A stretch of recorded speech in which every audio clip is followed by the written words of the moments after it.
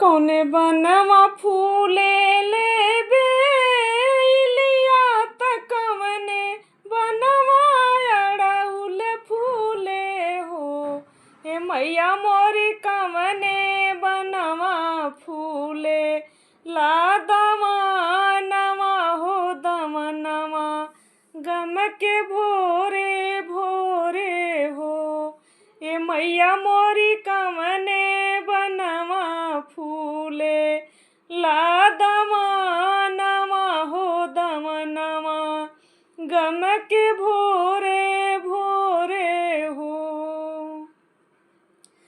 कुंज बनवा फूले ले बेलिया आनंद बनवा अड़उल फूले हो। हे मैया मोरी रउरे बनवा फूले ला दमनवा हो दमनवा गम के भोरे भोरे हो। हे मैया मोरी रउरे बनवा फूले ला दमनवा हो दमनवा गम के भोरे भोरे हो। कवन फूलवा लोढ़े ले मालिनिया त गजरा बनावेले हो। हे मैया मोरी कवन फूलवा लोढ़े ला सेवा कवा हो दमनवा गम के भोरे भोरे हो। हे मैया मोरी कवन फूलवा लोढ़े ला सेवा कवा हो दमनवा गम के भोरे भोरे हो।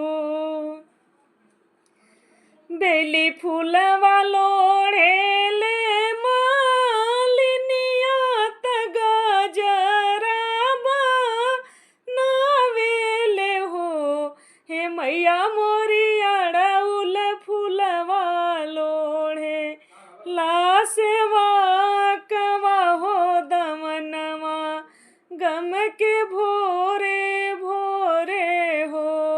हे मैया मोरी अड़उल फूलवा लोढ़े ला सेवा कवा हो दमनवा गम के भोरे भोरे हो।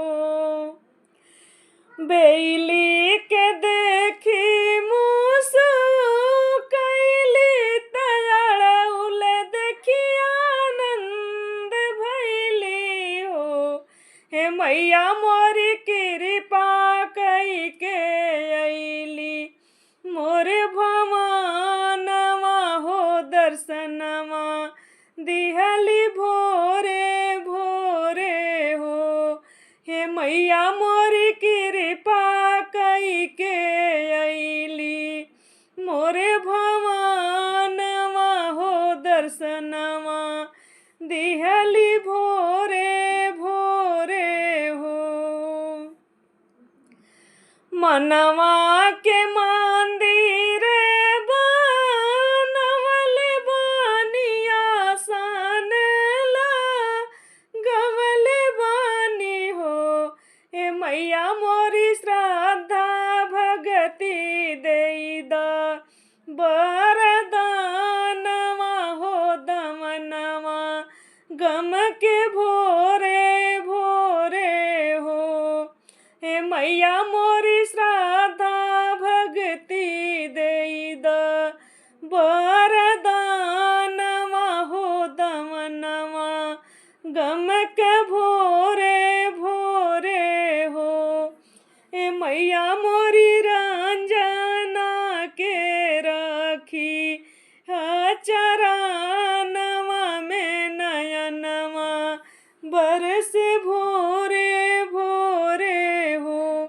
हे मैया मोरी रंजना के रखी चरणवा में नयनवा बरस भोरे भोरे हो। हे मैया मोरी श्रद्धा भक्ति देई द बर भोरे भोरे हो। प्रेम से बोलिए सांचे दरबार की जय।